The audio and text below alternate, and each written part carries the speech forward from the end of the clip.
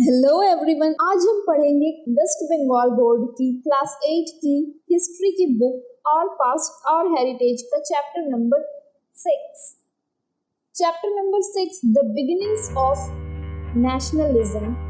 Nationalism का मतलब होता है राष्ट्रवाद, और इस चैप्टर में हम पढ़ेंगे कि किस तरह से इंडिया में राष्ट्रवाद की शुरुआत हुई थी।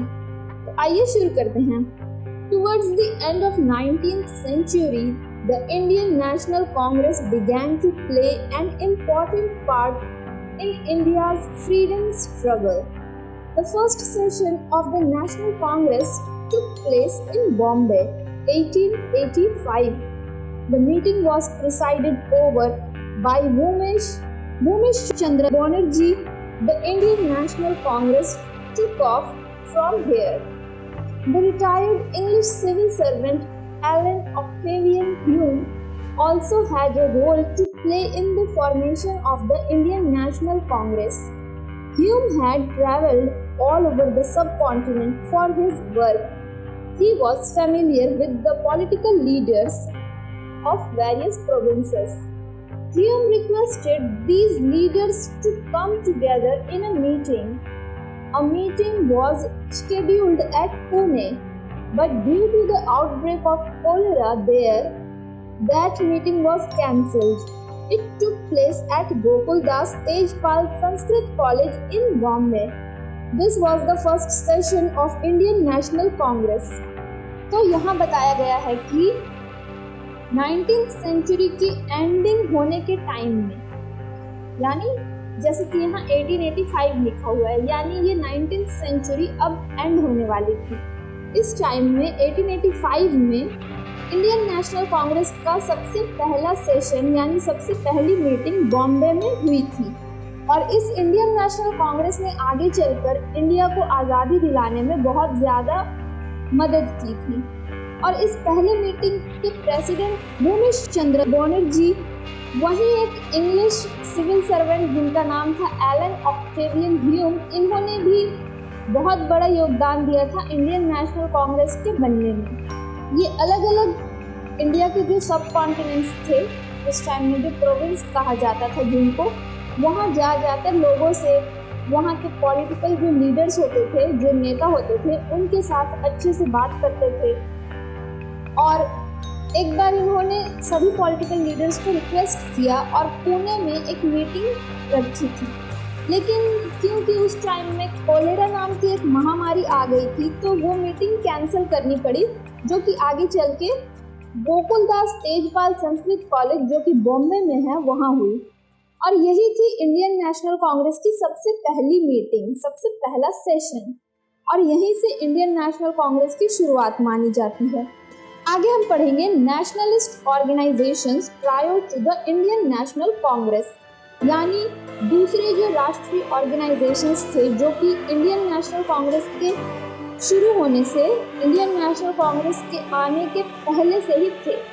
तो स्टूडेंट्स अपनी अपनी किताबें देखिए और ध्यान से देखिए। Various organisations played a role in building the nationalist movement.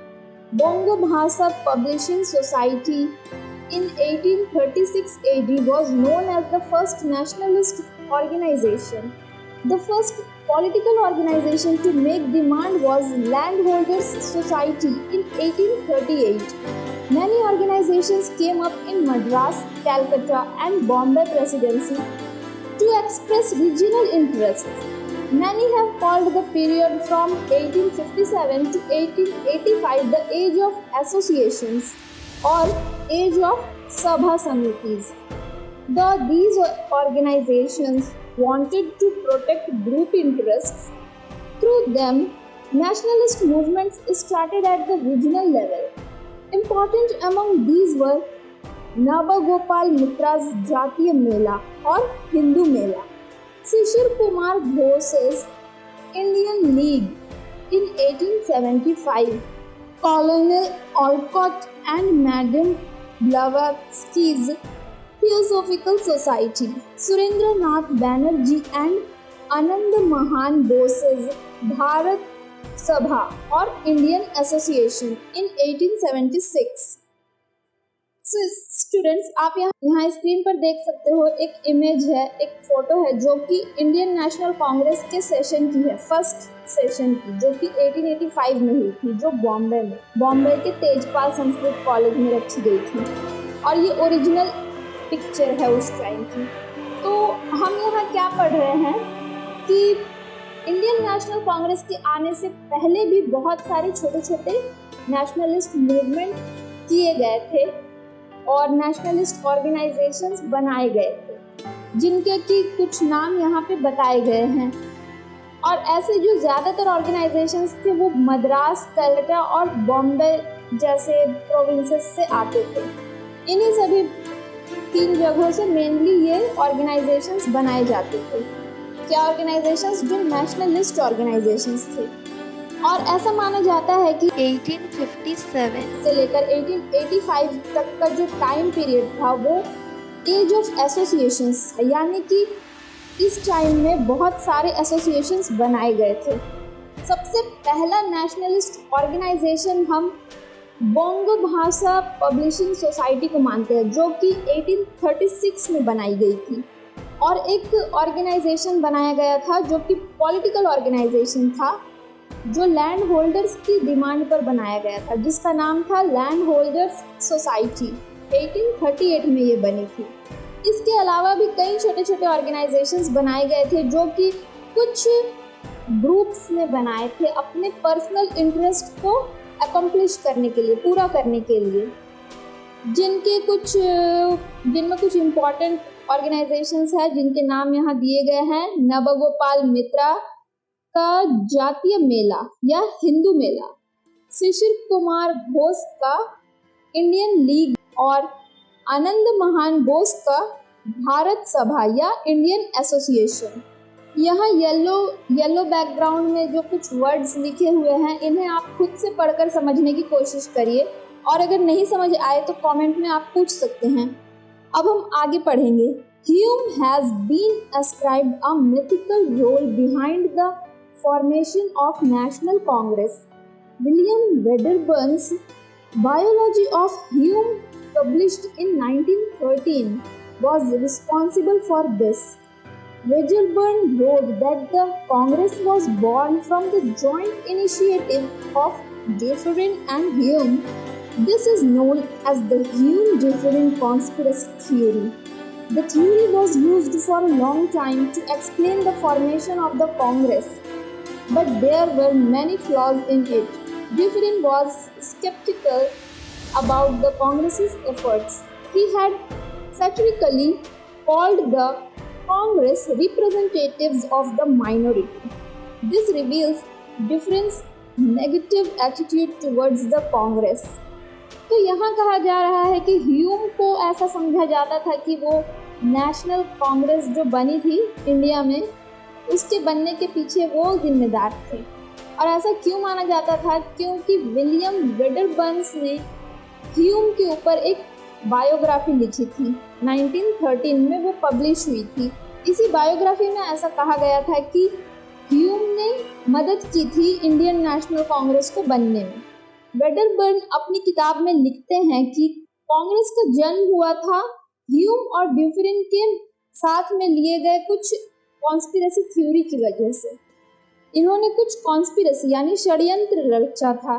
इस थ्योरी को बहुत टाइम तक का माना जाता था कि यही थ्योरी के वजह से कांग्रेस का जन्म हुआ था। लेकिन इस जो थ्योरी है, ये जो वेडरबर्न की जो थ्योरी थी, इसमें बहुत सारी कमियां थी। जैसे कि ड्यूफरिन हमेशा कांग्रेस के जो भी एफर्ट होते थे उसको लेकर वो शंका में रहा करते थे, और यहाँ तक कि वो कांग्रेस के रिप्रेजेंटेटिव्स को कहा करते थे कि वो माइनॉरिटी के रिप्रेजेंटेटिव्स हैं। इससे ये पता चलता है कि कांग्रेस को लेकर ड्यूफरिन के मन में बहुत ही ज़्यादा नकारात्मक भावना थी, नेगेटिव एटीट्यूड था उनका कांग्रेस के प्रति। तो वो ऐसी कॉन्स्पिरेसी थ्योरी को नहीं बना सकते हैं। तो ये सारी कमियां थी वेडरबर्न की लिखी हुई कॉन्स्पिरेसी थ्योरी में। आगे पढ़ेंगे। Hume did have a role to play in the formation of the Congress, but to call it conspiracy theory will be unhistorical. The Indians were discontented with the British for various reasons. Out of political generosity, Hume wanted an organization to protect Indian interests. However, even without Hume's involvement, such an organization was ready to be formed during this time. The groundwork had already been prepared. तो ड्यूफरिन के बारे में तो हमने बता दिया कि वो कांग्रेस को लेकर कुछ नेगेटिव एटीट्यूड थी उनका, लेकिन ह्यूम ने थोड़ा बहुत हेल्प किया था कांग्रेस को बनने में, उनका रोल था इसमें, लेकिन इसको कॉन्स्पिरेसी थ्योरी नहीं कहा जा सकता है। उनके कुछ पॉलिटिकल इंटरेस्ट थे ह्यूम के, जिसकी वजह से वो चाहते थे कि इंडियंस के साथ जो भेदभाव हो रहा है उस चीज़ को वो प्रोटेक्ट करना चाहते थे ह्यूम किसी तरह से, जिसके लिए वो चाहते थे कि इंडियंस का एक अलग ऑर्गेनाइजेशन बनाया जाए। लेकिन बिना ह्यूम के इन्वॉल्वमेंट के ही एक ऐसा ऑर्गेनाइजेशन बन चुका था उस टाइम में। तो हम आगे पढ़ेंगे कि ये कैसे हुआ था। The educated Indians had taken a lot of political initiative in the 3 presidencies. There was an attempt to make a countrywide united movement. A number of protest movements took place between 1867 to 1883. Their target was the taxation policy or the discriminatory income and expenditure of the British. Besides, there were also agitations to secure freedom of the vernacular press, to improve the condition of plantation workers, and to attain increased prestige of Indians related to legal institutions. जो educated Indians थे उन्होंने politics में रुचि दिखाई, और ये mainly 3 presidencies के लोगों ने दिखाया था, कहाँ के, मद्रास, बंगाल और बॉम्बे के। और उन लोगों का ये मानना था कि हमें कुछ ऐसा करना होगा जिससे कि पूरी कंट्री मिलकर एक मूवमेंट करे, और बहुत सारे मूवमेंट्स हुए भी। 1867 से लेकर 1883 तक बहुत सारे प्रोटेस्ट मूवमेंट्स चलाए गए थे, और उनका मेन टारगेट क्या होता था, टैक्सेशन पॉलिसी को लेकर, और जो इनकम में जो भेदभाव किया जाता था ब्रिटिश के द्वारा, और एक्सपेंडिचर में, इन सभी मुद्दों को लेकर वो लोग मूवमेंट्स करते थे। इसके अलावा वो लोग वर्नाक्यूलर यानी हिंदी प्रेस, हिंदी की जो प्रेस हुआ करती थी यानी न्यूज़पेपर, उन सब की आज़ादी भी चाहते थे। और वो लोग जो वर्कर्स जो कारखाने में काम कर रहे थे उस टाइम में, उनकी भी अच्छी कंडीशन चाहते थे। और उस टाइम किसी भी इंडियन को अगर कोर्ट में जाना होता था तो वहाँ इंडियंस के साथ भेदभाव किया जाता था, यानी वहाँ ब्रिटिशर्स को ज़्यादा इम्पोर्टेंट दी जाती थी, ना कि एक इंडियन को।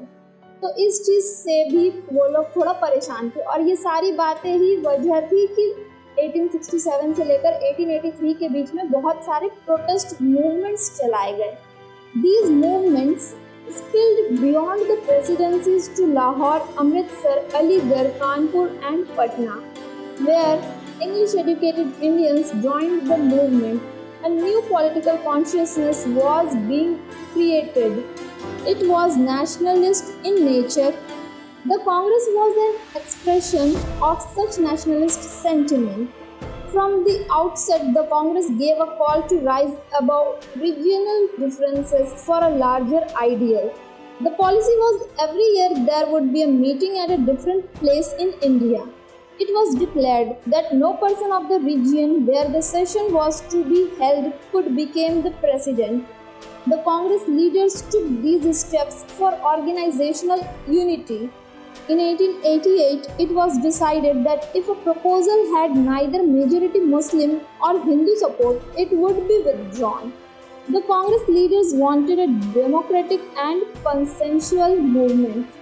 ये जो कई सारे प्रोटेस्ट मूवमेंट चलाए गए थे जो अंग्रेज़ों के खिलाफ, ये लाहौर, अमृतसर, अलीगढ़, कानपुर और पटना जैसे जगहों में हुए थे, और वहाँ के जो इंग्लिश एजुकेटेड इंडियंस थे उन लोगों ने इसमें बढ़ चढ़कर हिस्सा लिया था इन मूवमेंट्स में। इस तरह से हम लोग देखें कि किस तरह से एक राजनीतिक कॉन्शियसनेस, एक जागरूकता आई लोगों के अंदर कि हमारे साथ क्या गलत हो रहा है। और ये इन सारे जो मूवमेंट्स थे इनका नेचर कैसा था, वो एक नेशनलिस्ट मूवमेंट की तरह थे, यानी वो अपने नेशन के बारे में सोच रहे थे, अपने राष्ट्र के बारे में सोच रहे थे। और इन सबको एक्सप्रेस करने का जो जरिया था वो कांग्रेस बनी। कांग्रेस के जरिए ये सभी लोग अपने रीजियन से उठकर एक नेशन की तरह खड़े हुए और ये पॉलिसी बनाई गई कि हर साल एक मीटिंग रखी जाएगी कांग्रेस की। तो कांग्रेस लीडर्स ने इसे एक तो ऑर्गेनाइजेशनल यूनिटी की तरह लिया और 1888 में ये डिसाइड किया गया कि कोई भी ऐसा प्रपोजल अगर आता है जिसमें कि ना तो ज़्यादातर मुस्लिम लोग सपोर्ट कर रहे हैं ना ज़्यादातर हिंदू लोग सपोर्ट कर रहे हैं, तो ऐसा कोई भी प्रपोजल आएगा तो उसे हम लोग ख़त्म कर देंगे, विदड्रॉ कर देंगे। जितने भी कांग्रेस लीडर्स थे उनका मानना था कि वो लोग डेमोक्रेटिक और एक कॉन्सेंशुअल मूवमेंट करेंगे। अब हम आगे देखेंगे कि कांग्रेस के अंदर क्या क्या कमियां थी। The Congress from the very beginning was beset with organizational flaws. Not all types of people from the Indian society came under the Congress. Regional, gender-based and class-based representation was not equal. The original Congress leaders did not want to include the demands and aspirations of the people from the lower strata of society. Western educated people belonging to honorable professions, for example, lawyer, mainly constituted the Congress leadership. Considered geographically, Bombay was the most important region for Congress. Of the 72 government members who joined the 1885 session of the Congress, 38 were from Bombay Presidency. So, on the superficial, though Congress claimed pan-Indianism, in reality, some educated professionals, businessmen and zamindars from Bombay, Madras and Bengal were the pillars of Congress. Community-wise, the leaders of Congress were upper caste Hindus. Such criticism did not bother the Congress. They spoke of themselves as the representatives of the Indian race and felt glorified. Due to this, the social programs of the Congress lost their national character. तो कांग्रेस के शुरू में ही, उसके बनने के time से ही उसमें कुछ कमियां थी। उसकी सबसे पहली कमी तो ये थी कि उसमें सोसाइटी की हर क्लास नहीं आती थी, यानी उसे सिर्फ कुछ अपर क्लास के एफ्लुएंट लोग ही चला रहे थे, जिनमें कि कुछ एजुकेटेड इंडियंस थे और जमींदार, बिजनेसमैन और एजुकेटेड प्रोफेशनल्स थे, और जो कि ज़्यादातर बॉम्बे से या मद्रास से या बंगाल से हुआ करते थे। इसमें लोअर क्लास के जो भी लोग थे उनको कोई जगह नहीं दी गई थी। रीजन के हिसाब से अगर देखा जाए तो कांग्रेस का जो पहला सेशन हुआ था 1885 में, उसमें जितने भी लोगों ने भाग लिया था, 72 गवर्नमेंट मेंबर्स ने भाग लिया था, और जिसमें से कि 38 लोग तो बॉम्बे प्रेसिडेंसी के थे, यानी कि एक ही रीजन की भागीदारी ज़्यादा थी। मेनली ये मेल्स ही इसमें पार्टिसिपेट कर रहे थे, और क्लास बेस्ड भी इसमें कमियां थी कि इसमें अपर क्लास के लोग ही ज़्यादातर भाग ले रहे थे। तो इस तरह से इसमें बहुत सारी कमियां थी शुरू से ही।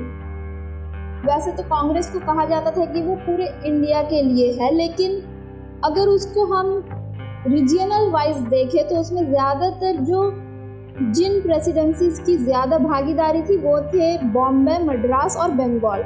इन्हीं तीनों प्रोविंसेस के ज़्यादातर लोग इसमें पार्टिसिपेट करते थे, और वो भी कौन रहते थे, वो हाई क्लास सोसाइटी के लोग होते थे। लोअर क्लास को कोई जगह नहीं दी जाती थी। वो एजुकेटेड लोग होते थे और जो कि बड़ी बड़ी नौकरियों में थे, जैसे लॉयर थे, ज़मींदार थे, बड़े बड़े बिजनेसमैन थे। इसके अलावा भी इसमें कुछ कमियां थी। In the early years Congress avoided direct confrontation with the British. The Congress had no agenda for change in colonial rule. The Congress leaders pleaded mainly for the correction of some un-British administrative policy. In the first session, 1885, Bhumish Chandra Banerjee made it clear that the Congress was no anti-British conspiratorial platform. The Congress then, in fact, lent loyalty and support to the British. Thus, Hume was made to be involved as government mediator in the activities of the Congress. By this, Congress sought to avoid any British suspicion.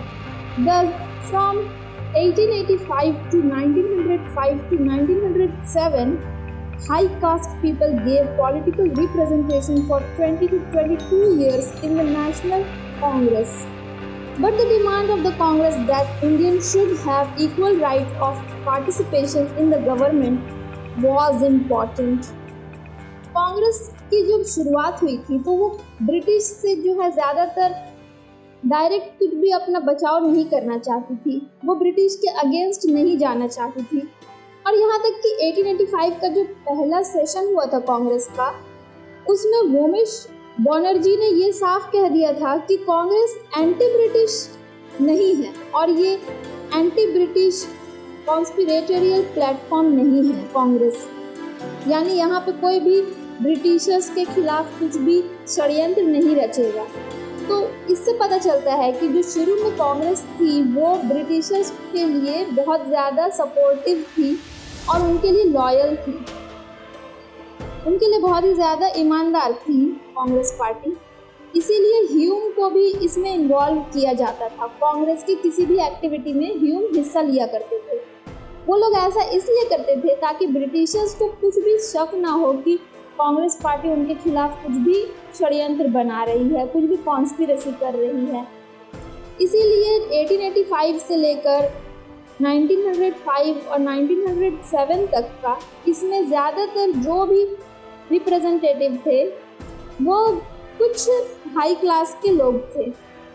लेकिन फिर भी कांग्रेस का जो India को लेकर जो एक तो उसका सोच था वो यही था कि सबको इक्वल राइट मिलना चाहिए गवर्नमेंट में, गवर्नमेंट के किसी भी काम में, गवर्नमेंटल पार्टिसिपेशन में इंडियंस को भी इक्वल राइट दिया जाना चाहिए।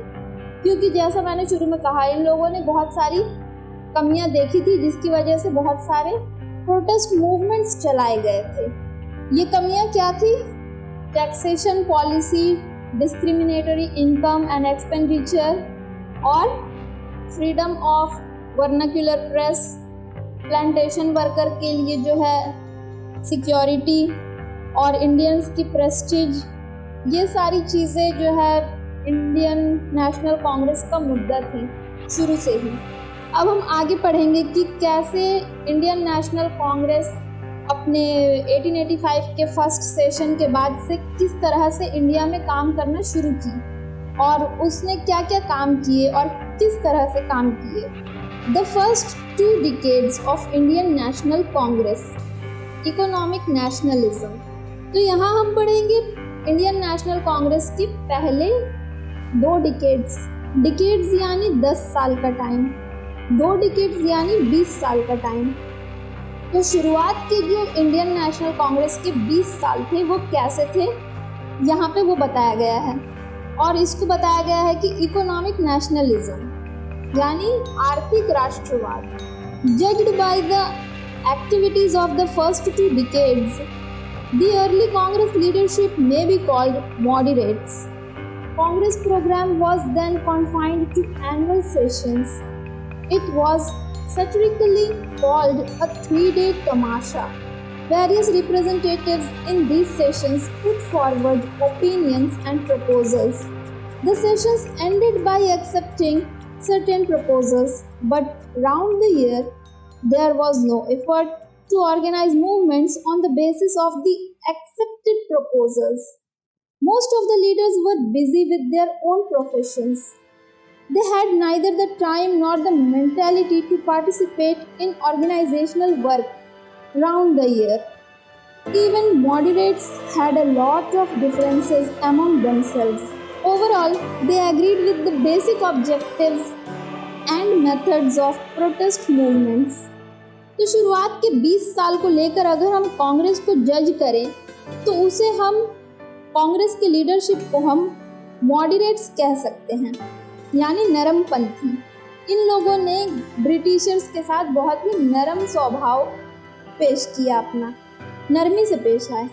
कांग्रेस का जो सेशन हुआ करता था, जो मीटिंग हुआ करता था, वो साल में 1 बार होता था। और इसकी बुराई करते हुए इसे लोग 3 दिन का तमाशा भी कहते हैं। बहुत सारे रिप्रेजेंटेटिव्स जो कांग्रेस के थे वो इन सेशंस में आकर कुछ प्रपोजल्स रखते थे, कुछ अपने ओपिनियंस रखते थे, लेकिन जब सेशन खत्म होता था वो सभी अपने अपने काम में वापस चले जाते थे और भूल जाते थे।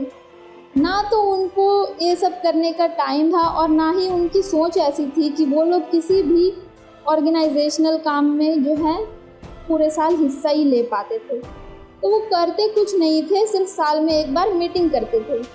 और यहाँ तक कि मॉडरेट्स जो नरमपंथी के जो नेता लोग थे उस टाइम के इंडियन नेशनल कांग्रेस के, उनके आपस में भी कुछ मतभेद थे। ओवरऑल देखा जाए तो वो लोग एक बेसिक ऑब्जेक्टिव था उनका और एक प्रोटेस्ट करने का उनका एक तरीका था अपना। To most moderates British rule was destined. Thus, they complained that British rule was not following the rule of law.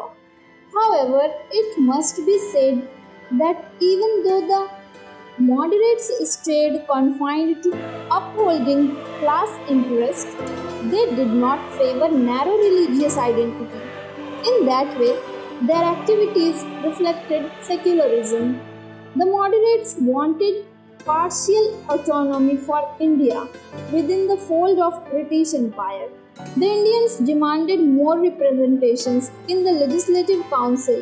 Complete independence was not the goal of early Congress leadership.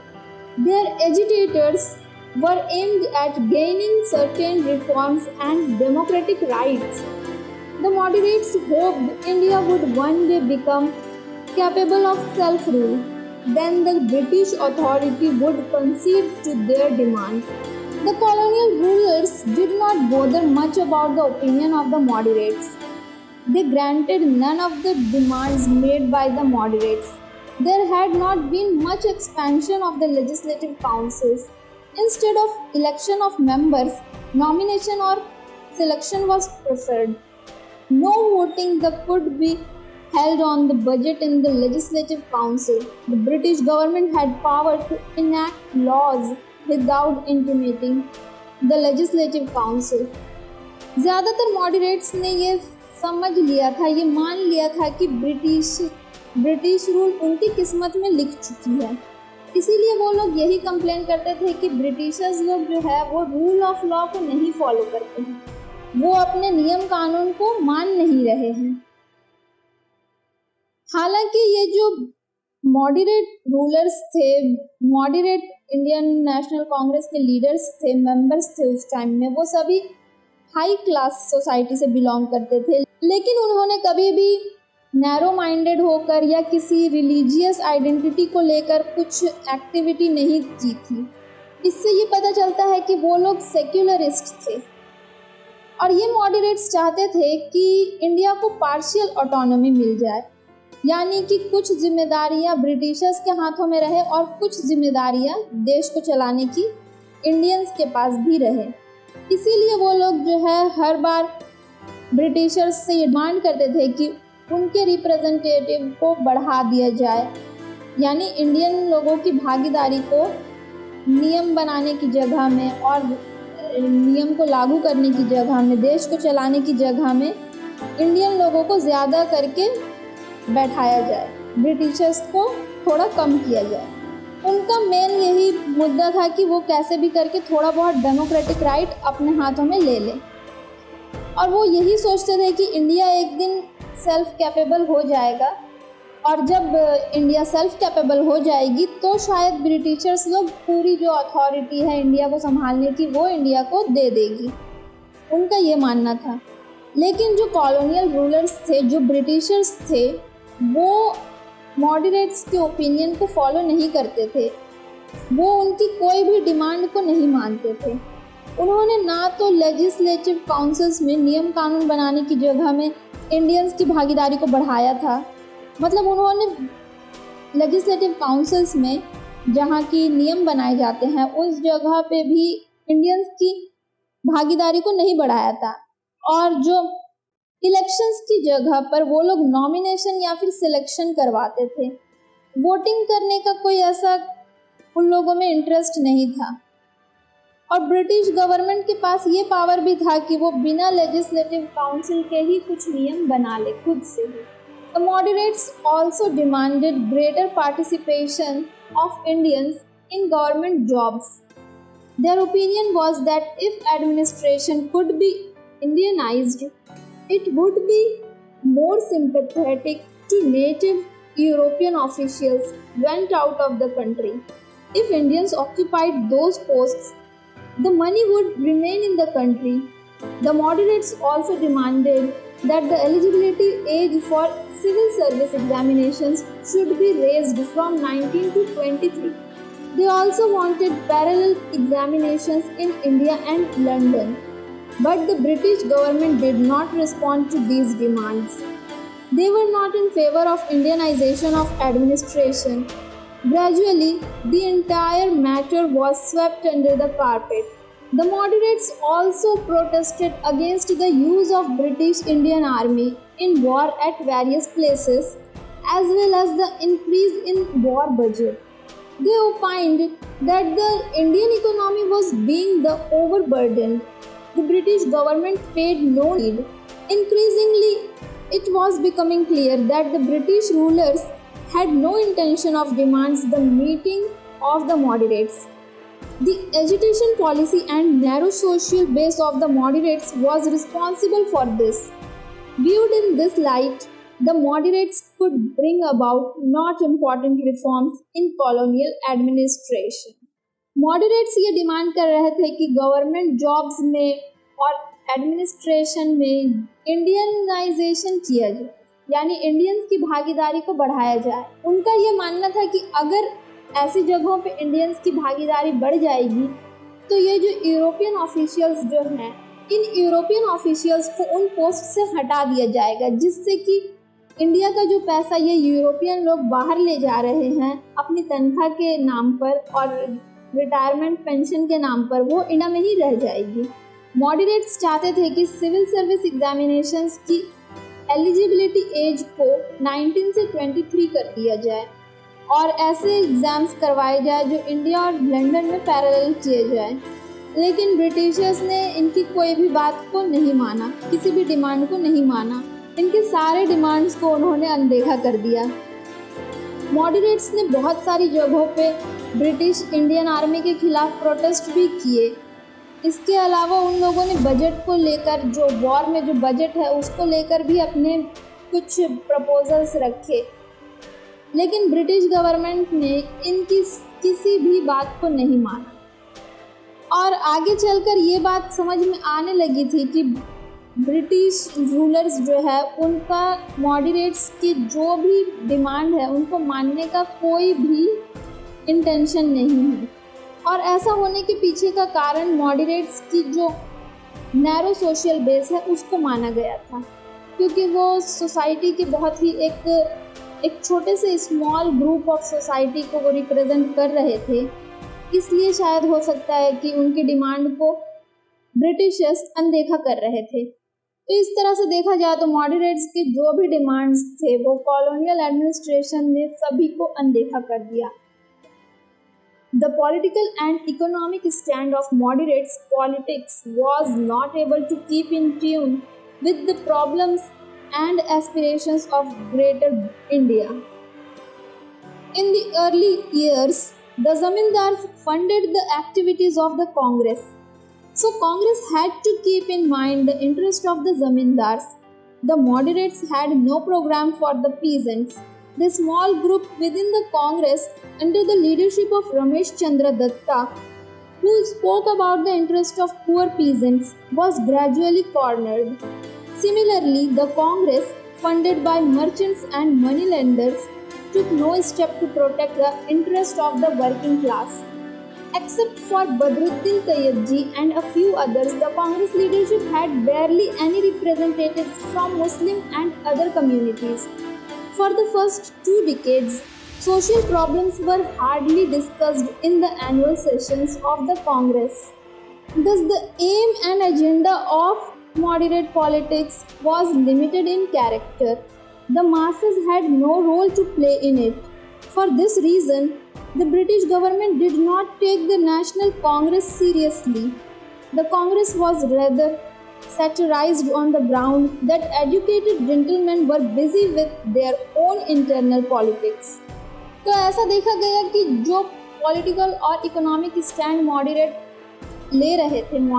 Congress leaders ले रहे थे, वो किसी भी तरह से पूरे India को रिप्रेजेंट नहीं कर पा रही थी, क्योंकि शुरुआत के टाइम में ज़मींदार लोगों ने कांग्रेस को फंड किया था, तो वो कांग्रेस ज़मींदारों के खिलाफ भी कुछ नहीं कर पा रही थी और पीजेंट यानी कि किसानों के लिए कोई भी कदम नहीं उठा पा रही थी, क्योंकि ज़मींदार किसानों का शोषण करते थे।